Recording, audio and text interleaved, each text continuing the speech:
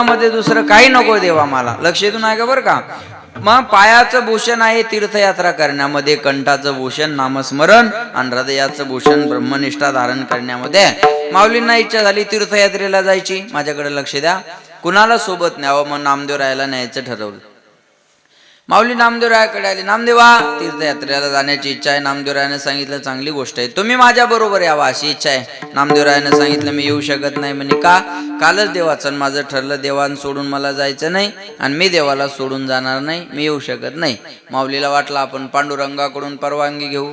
माऊली पंढरपूरला आली. पांडुरंगा, तीर्थयात्रेला जाण्याची इच्छा आहे. पांडुरंगानं सांगितलं चांगली गोष्ट, सोबत नामदेवरायाला घेऊन जायची इच्छा आहे. पांडुरंग म्हणले मग जा ना घेऊन. नामदेवराय शेजारीच उभे होते. म्हणले देवा कधीपासून खोटं बोलाय शिकले? कालच ठरलं होतं आपलं, तू मला सोडून जायचं नाही, मी तुला सोडून जाणार नाही, आणि आज खुशाल जा म्हणता, कधीपासून खोटं बोलाय शिकले? भगवंत म्हणले निवडून आल्यापासून.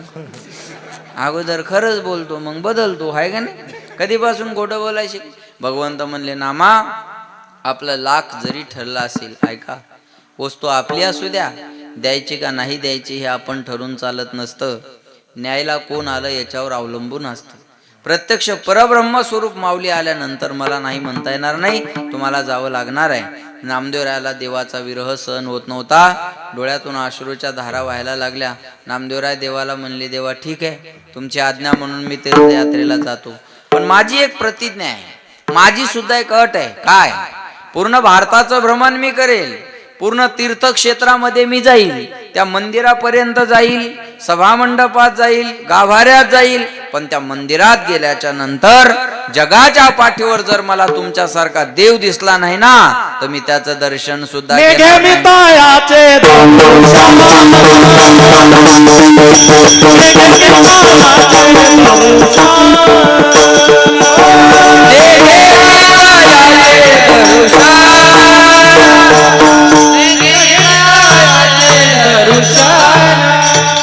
कटेवर कटालाई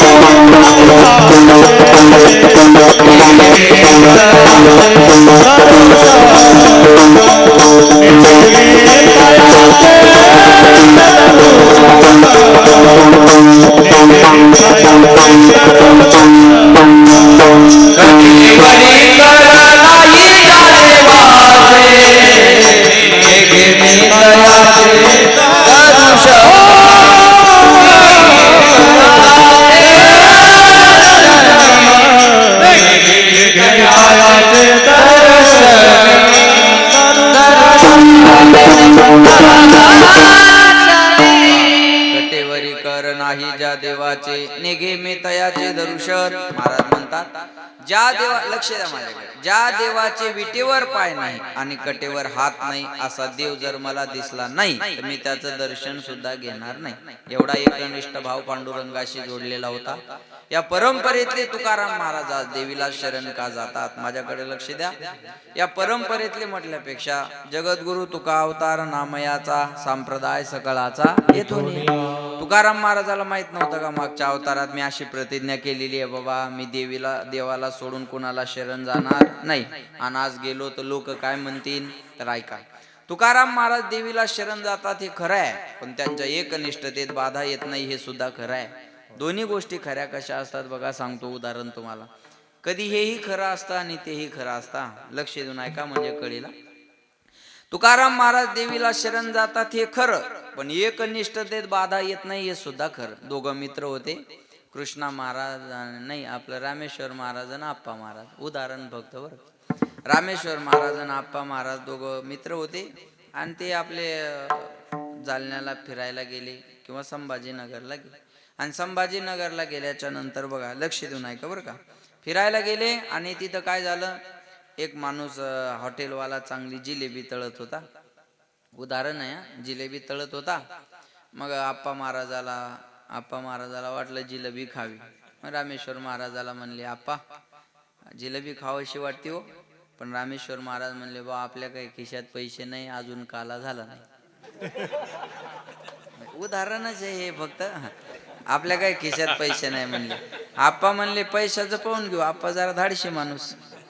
आप्पा म्हणे पैशाचं पाहून घेऊ काय ते, पण खायची इच्छा झाली बा मला आता, मग काय करू?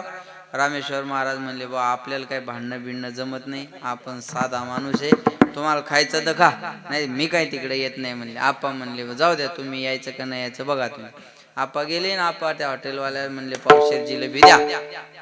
जिलेबी गरम गरम तळलेली त्या हॉटेलवाल्याने दिली आणि आप्पा तिथंच खुर्चीवर बसले, पायावर पाय टाकला आणि जिलेबी खायला सुरुवात केली.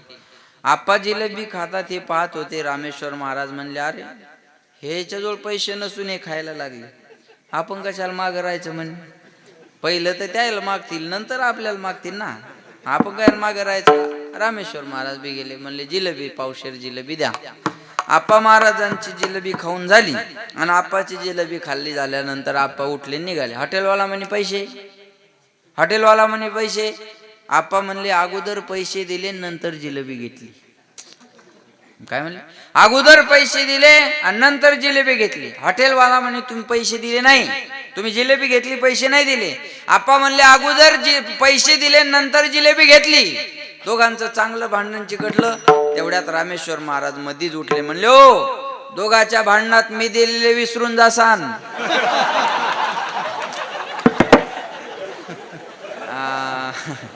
हॉटेलवाला म्हणे नाही नाही तुम्ही दिलेले माझ्या ध्यानात यान दिले नाही म्हणे, तुम्ही दिलेले मला माहिती आहे, यान दिले नाही म्हणे. रामेश्वर महाराजाला वाटलं आपली निर्दोष मुक्तता झालेली आहे, क्लीन चिट मिळाली आपल्याला आता माडाकडून, आहे का नाही.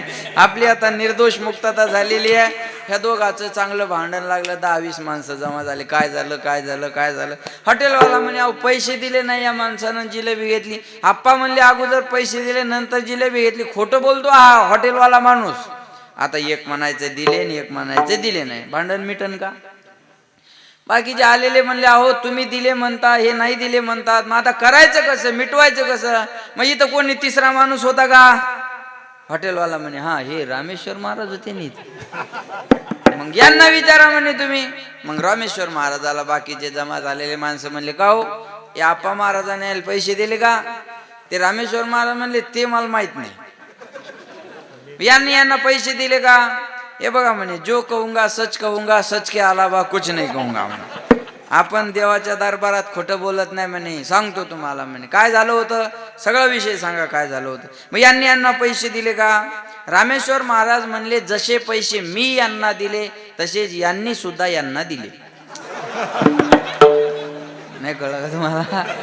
म्हणजे रामेश्वर महाराजांनी दिले नाही हे बी खरे आणि आप्पा महाराजांनी दिले नाही हे बी खरे. दोन्ही गोष्टी खऱ्या झाल्या का नाही सांग. तसं तुकाराम महाराज देवीला शरण जातात हे बी खरं आणि एकनिष्ठतेत बाधा येत नाही हे बी खरं. का येत नाही त्याचं कारण सांगतो तुम्हाला. तुकाराम महाराज ज्या देवीला शरण जातात ती देवी कोणती याचा आपल्याला विचार करावा लागेल.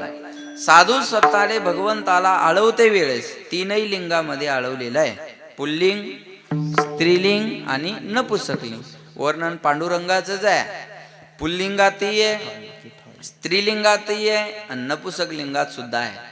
पुल्लिंगात केलेलं पांडुरंगाचं वर्णन तो हा विठ्ठल, बोला तो हा विठ्ठल बरवा, तो हा माधव, तो हा प्रत्यय पुल्लिंगाचा आहे. नपुंसक लिंगात केलेलं वर्णन सुंदर ते ध्यान, उभे विटे करकटे वरी, ते हे सर्व नाम नपुंसक लिंगाचं आहे. आता स्त्रीलिंगातलं वर्णन एग एग विठाबाई, बोला एग एग विठाबाई, माझे पंढरीचे आई, माझे पंढरीचे आई,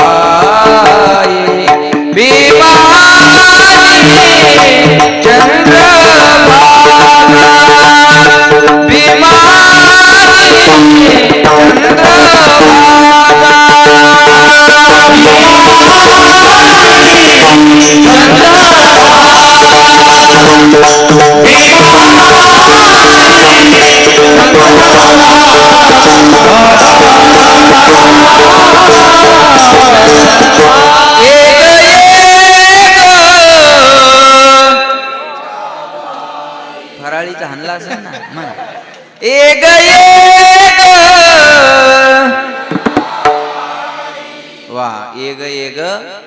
विठाबाई. कुठली नारायणगावची का?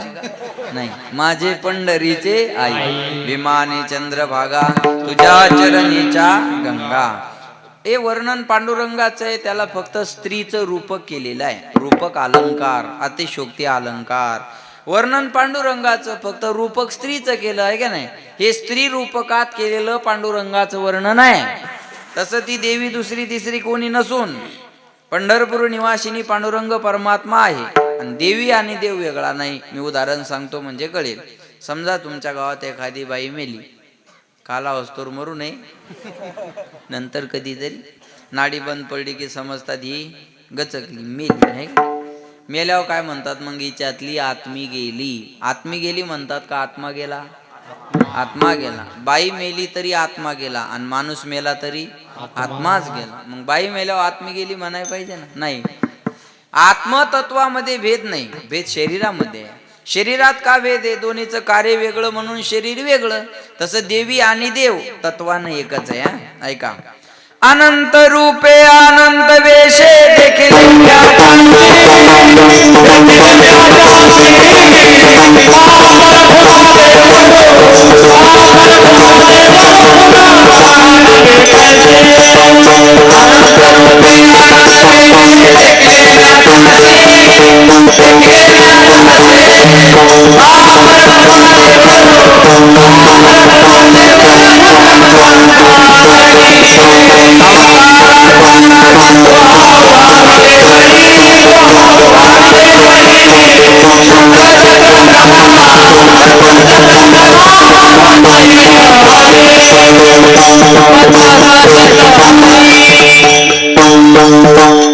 अवताराच्या अनंत रूपे अनंत वेशे देखील म्या त्याशी बापर खुमा देवरू खुन बानली कैशी. ऐका बर का. देवी आणि देव तत्वाने अनंत रूपात देव नटला नाना परी भरून उरला चराचरी. ऐका. उदाहरण सांगतो अजून सोपं करून म्हणजे कळेल. हा माईक चालण्यासाठी काय पाहिजे? हा बोला ना. लाईट नाही, लाईट तेव याला करंट पाहिजे. बरोबर आहे ना. करंट पाहिजे. नुसत्या लाईट लावा बरं याला, माईक चालू थोडंच होणार आहे. करंट पाहिजे आहे का नाही. माईक चालण्यासाठी काय पाहिजे? करंट. लाईट लागण्यासाठी काय पाहिजे? करंट. टीव्ही चालण्यासाठी काय पाहिजे? करंट. फॅन चालण्यासाठी काय पाहिजे? करंट. कीर्तन कळण्यासाठी काय पाहिजे? करंट. बरोबर. शॉर्ट झालेला थोडंच कळणार आहे महाराज आहे.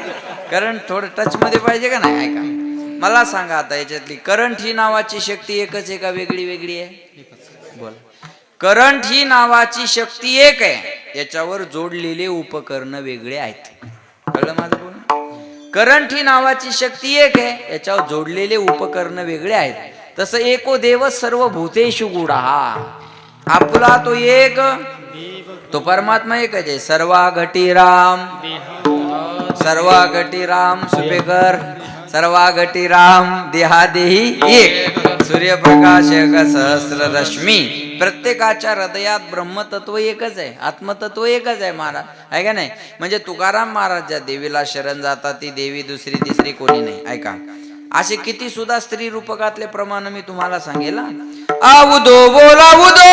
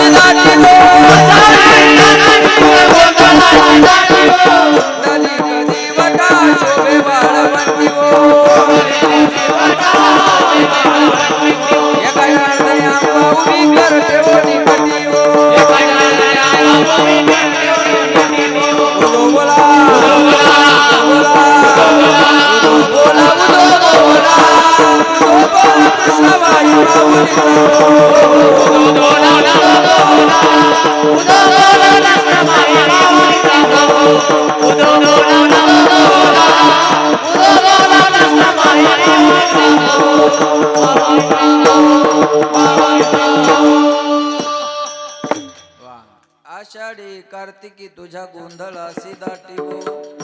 पंढरपूरला गर्दी कधी कधी असते? आषाढी कार्तिक. पुंडलिक दिवटा शोभे वाळवंटी हो. पुंडलिक रायाचं मंदिर कुठे आहे? वाळवंटामध्ये पुढचा आहे का, एका जनार्दनी आंबा उभी, आंबा म्हटला, एका जनार्दनी आंबा उभी पण कर ठेवोनी कटी वो. हे वर्णन कुणाचं आहे? मग आज्याचं ना, हे पांडुरंगाचं वर्णन आहे. एका जनार्दनी आंबा उभी कर ठेवोनी कटी. आणि हेच खरी देवीचे भजन आहे.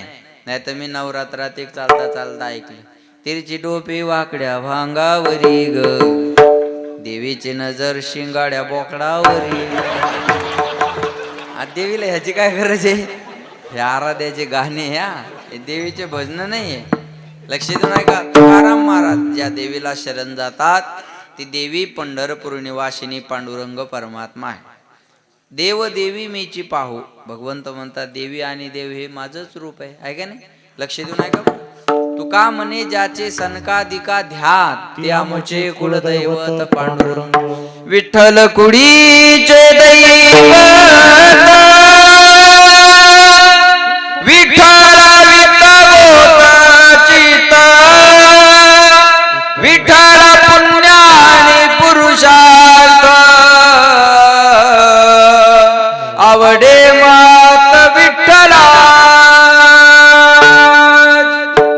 विठ्ठल कुळीचे आमच्या कुळाचं दैवत पांडुरंग परमात्मा आहे. म्हणून तुकाराम महाराज ज्या देवीला शरण जातात ती देवी पंढरपूर निवासिनी पांडुरंग परमात्मा असल्यामुळं त्यांच्या एकनिष्ठतेत बाधा येत नाही. म्हणजे शरण जातात हे खरं, पण देवी पंढरपूरची असल्यामुळं एकनिष्ठतेत बाधा येत नाही हे खरं. आणि त्या देवीची ओळख कुळीची कुलदेवी, वा वा.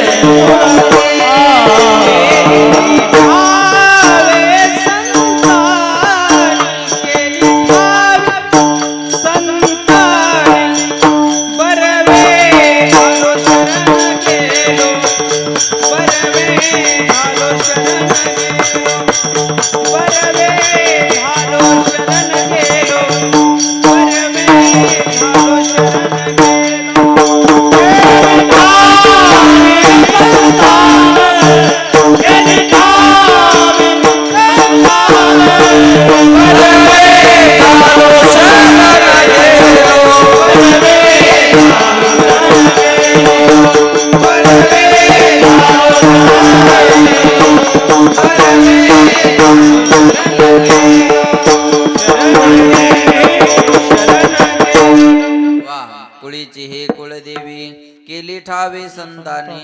आणि त्या देवीची ओळख महाराज म्हणतात आम्हाला संतांनी करून दिली. ऐका बरं, संताशिवाय जगातल्या देवाची ओळख होणं शक्य नाही.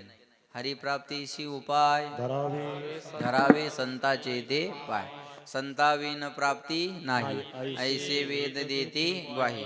म्हणून संताचे संगती मनोमार्ग गती, आकळावा शेपती येणे पंथे, संत समागमे धरावी करावे तातडी परमार्थी. ऐका नाही, संताशिवाय देव ओळखता येणं शक्य नाही. हे सोनं कुणाकडे गेल्यावर कळेल?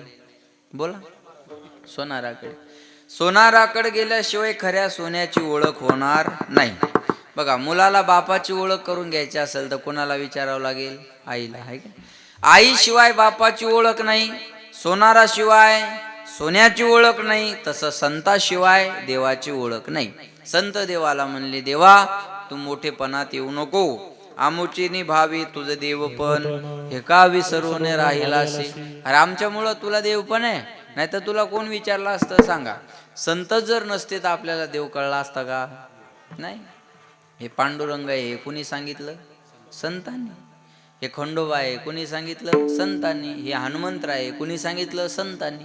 म्हणून प्रत्येक जातीत एका संताचा जन्म झाला का त्या लोकाला त्या देवाचं महत्व कळावं म्हणून. बरोबर आहे का नाही? अशी एकही जात नाही का त्या जातीत संत नाही, आणि असा एकही संत नाही का त्यानं जातीवाद केला. किती सुंदर आहे. फार छोटा आहे पण अतिशय गरजेचं आहे. असं मला सांगायचंय तुम्हाला, कोणती जात आहे अशी की त्या जातीत संत जन्माला नाही आले? प्रत्येक जातीत एका संताचा जन्म झाला, पण कोणत्या संतानं जातीवाद केला नाही हे तेवढंच खरं आहे. बघा, शिवाजी महाराजांना 18 पगड जातीतले लोक एकत्र करून स्वराज्याची स्थापना केली. शिवाजी महाराज जातीवादी असते तर न्हावी समाजातल्या जीवामालांनी त्यांच्यासाठी जीव दिला असता. भगवान बाबा जातीवादी असते तर गादीवर भीमशे महाराज राजपूत बसले नसते. बाळूमामा जातीवादी असते तर त्यांच्या मेंढ्यानं फक्त धनगराचीच रोग बरी केली असते. बाकीचे नसतील झाले नाही भाऊ, हे धनगर आहे का आणि एका दिवसात बरा, आणि धनगर नाही का मूर द्यायला तसंच. आज थोडे जो श्रद्धेने दर्शन घेईल त्याचा रोग बरा होतो. किती उदाहरण आहेत ना असे, लक्षात येते का?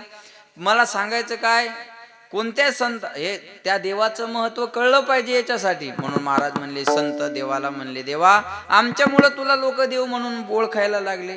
अरे संत आहे म्हणून देव आहे, कार्यकर्ते आहे म्हणून नेता आहे, आणि श्रोता आहे म्हणून वक्ता आहे. कळलं माझं बोल? काय माणसं म्हणतात, महाराज आमच्यामुळं गाड्यान फिरायलेत तुम्ही. बरोबर आहे, नो डाऊट, त्याच्यात काय खोटं थोडंच आहे. अहो तुम्ही जर स्वीकारलं नसतं तर कोण स्वीकारलं असतं? वक्ता तो वक्ताची नोहे श्रोती यावीन. तुम्ही आहेत म्हणून वक्त्याला किंमत आहे ना. अरे श्रोतेच नाही तर वक्ता कसा ठरेल? ठरू शकत नाही महाराज. श्रोत्याशिवाय वक्ता नाही, कार्यकर्त्याशिवाय नेता नाही, तसं संताशिवाय देव नाही. संत देवाला म्हणले, देवा ऐका आमच्यामुळं तुला देव पण आहे. म्हणून किती उदाहरणं सांगेन मी तुम्हाला. नामदेवरायाच्या जीवनातलं उदाहरण घ्या. 24 तास देवाच्या सोबत राहणारे नामदेवराय, आळंदीमध्ये संत सभा भरली, आणि त्या संत सभेमध्ये मुक्ताबाईनं गोरोबा काकाला सांगितलं, काका तुम्हाला कच्च्या पक्क्या मडक्याची ओळख चांगली आहे, ह्याच्यातलं कच्चं मडकं कोणतं आहे तेवढं बघा. गोरोबा काका जातीनं कुंभार होत्या, आणि कुंभाराकडं मडकं तपासायचं काय असतं? थापाटणं असतं. बसलेल्या संत मंडळीला गोरोबा काकांनी ते थापटणं घेतलं आणि तपासायला सुरुवात केली. ज्ञानदादाच्या डोक्यावर मारलं, निवृत्तीनाथांच्या डोक्यावर मारलं. जेव्हा नामदेवरायाच्या डोक्यावर मारणार तेव्हा नामदेवरायानं हात धरला. नामदेवराय म्हणले, हो लोक आम्हाला घरी नेतात, आमची पाय धुवून आरती करतात, पूजा करतात, तुम्ही आम्हाला घरी आणून मारता, ही काय तुमच्या घरची संत पूजा आहे का? मुक्ताबाईनं सांगितलं, गोरोबा काकांनी सांगितलं, मुक्ताई हे मडकं कच्चं आहे. नामदेवरायाला राग आला. 24 तास देवाच्या सोबत मी राहतो आणि मी कच्चा? सरपंचाच्या सोबत राहून शेततळ पास होत नसेल तर फायदा काय? ते कागदपत्र बसत नाही ना, मग तुमच्या संघाशाला राहतो, कसे बसवायचे बसवा, भेटलं पाहिजे, नाही चाललो दुसरीकडे, आहे का? बरोबर आहे का नाही मला सांगा. मग असं होतं का नाही? लक्षात येते का माझं बोलणं? बघा, नामदेवरायाला राग आला. बघा, काम नाही झाल्यावर राग कोणाचा येतो? ज्यानं काम केलं नाही त्या अधिकाऱ्याचा राग नसतो येत. आपण ज्याचे कार्यकर्ते आहोत त्या नेत्याचा राग येत असतो. तुम्ही तर महाराजाला लय जवळचे मित्र म्हणता, एवढ्यात येत नाही म्हणल्यावर काय फायदा आहे तुमचा? म्हणजे तुमच्यामुळं द्या आमचं हिचकून. हा असंच ना, बरोबर आहे का नाही सांगा? असंच होतं का नाही? काम नाही झालं की आपण ज्याच्या सोबत राहतो त्याचा राग येत असतो. नामदेवरायाला राग आला. कुणाचा? गोरोबा काकाचा नाही, पांडुरंगाचा. 24 तास देवासोबत राहून मी कच्चा असेल तर फायदा काय देवासोबत राहून? चला बदला. लक्षात येते का? चला काय फायदा आहे राहून देवासोबत? मग ना सभेचा त्याग केला आणि पांडुरंगाकडे. पांडुरंगा, संत सभेमध्ये काकांनी मला कच्चं ठरवलं, मी कच्चा आहे. पांडुरंगाने सांगितलं, नामा तू कच्चाच आहे. मग तर बॅटरी डाऊन झाली.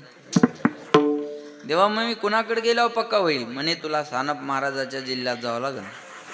हिंगोली जिल्हा, औंढा नागनाथ तालुका. 12 ज्योतिर्लिंगापैकी एक ज्योतिर्लिंग कुठे आहे? औंढा नागनाथला आहे. तिथं तुला विसोबा खेचराचे पाय धरावं लागतील, तेव्हा तू पक्का होशील. नामदेवराय पंढरपूरवरून औंढ्याला आले. औंढ्याला काय झालं होतं बघा, जे महादेवाची पिंड आहे ना, त्या महादेवाच्या पिंडीवर, त्या ज्योतिर्लिंगावर पाय ठेवून झोपले होते विसोबा खेचर. नामदेवरायने हे दृश्य पाहिलं, तळपायाच्या आग मस्तकाला गेली. अशा माणसाकडे देवाने मला पाठवा, याला देव काय ते कळत नाही, आणि याचे पाय धरल्यावर मी काय पक्का होणार आहे? वरच्या रंगाला बोलले बरं, माणसं वरच्या रंगाला बोलतात. आता मला पाहिल्या काही माणसं ज्याला ओळख नाही ते म्हणले असतील, माय एवढ्या मोठ्या सप्त्यात या पोराला कशाला धरून आणा? बरोबर ना? कारण यायच्या डोक्यात पक्क आहे, महाराज म्हणले त्याची मोठी ढेरी असते भावा. बरोबर आहे ना?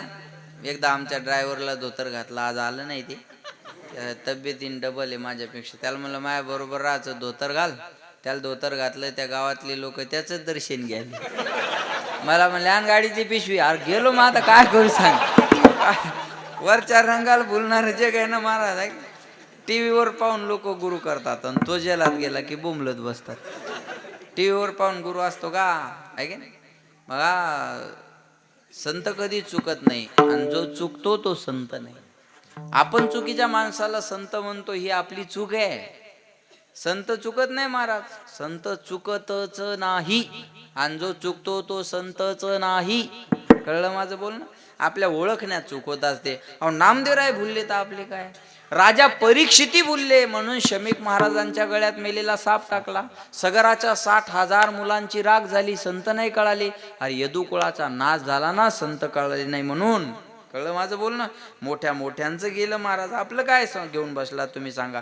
वरच्या रंगाला भुलले नामदेवराय, माघारी निघाले. विसोबा खेचराने आवाज दिला, ओ नामदेवा कुठं जाताय? म्हणे चुकीच्या पत्त्यावर आलो होतो, आता बरोबर माघारी चाललो. म्हणे कसं काय? देवाने मला तुमच्याकडे पाठवलं होतं, तुमचे पाय धरल्यानंतर पक्क होईल असं सांगितलं. आपण तुम्हाला देव काय ते कळत नाही. महादेवाच्या पिंडीवर पाय ठेवून झोपला, तुम्ही आंधळे झालात का? उठी उठी प्राणी आंधळा तू का रे, देवावरी पाय ठेवी गेले. विसोबा खेचर म्हणले, नामदेवा जाताय तर जा, फक्त जाता जाताय माझं एक छोटं काम आहे. माझे पिंडीवरचे पाय तुमच्या हाताने उचलून खाली ठेवा आणि मग जा. नामदेवरायानं विसोबा खेचराचे पिंडीवरचे पाय उचलले. ज्या जागेवर पिंड नव्हती त्या जागेवर ठेवाय गेले. चमत्कार बघा, तेथून खालून आपोआप पिंड निघाली. असं 1-2 ठिकाणी नाही, 12 ठिकाणाहून पिंड निघाली. जेथे जेथे ठेवी पाय तेथे तेथे महादेव. मग नामदेवरायाला कळला, रे यांनी यांचे पाय देवाच्या डोक्यावर ठेवले नाही, तर देवानच यांचे पाय डोक्यावर घेतले. आणि जिथं संताचे पाय असतात तिथंच देव असतो. हा यथार्थ स्वरूपाचा बोध नामदेवरायाला झाला. कुणामुळं? नामा मने खेचरा पायी ओळखी झाली, सर्वा ठाई केली ठावे.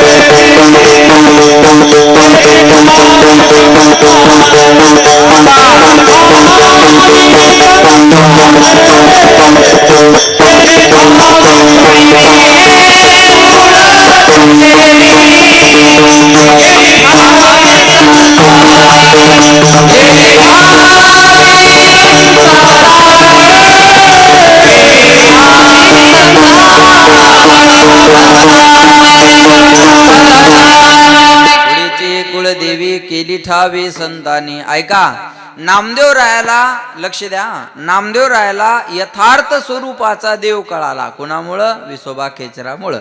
म्हणजे विसोबा खेचरा सारखा ओळख करून देणारा होता म्हणून नामदेवरायाला देव कळाला. ओळख करून देणारा बी तसा पाहिजे ना, सांगणारा बी तसा पाहिजे ना.